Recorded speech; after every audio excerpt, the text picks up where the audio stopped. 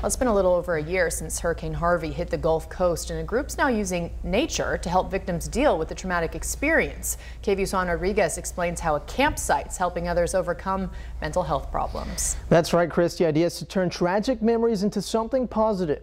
Now, I spoke to one family who explains how interacting with nature is helping them cope with their daily struggle after the storm. Mira, vamos a despedirnos de la llama. I had that memory, but without the anxiety and the pain. It was just a memory for me now.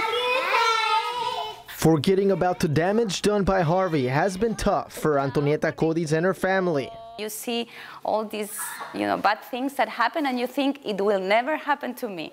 Well, it happened to us. Our house got flooded. She's one of dozens of people using nature to help cope with mental health struggles after the storm. We stuck together in a very, very hard time. Digámosle chao al toro, vamos a decirle chao al toro. The nonprofit group called Camp for All is using the outdoors to help those like Codis fight post-traumatic stress disorder. Harvey has triggers. So, for example, sometimes when it rains a lot, I get very anxious. Obviously coming into nature, which allows us to kind of get outside of our own heads and then experience something in a very different manner. They're using nature to turn tragedy into pleasant family memories. Coming to something like this allows them to kind of come out. Hearing the families talk about how they were able to do something together that they've never done before because of something that happened that was so horrible to them makes it feel like we've done a good thing.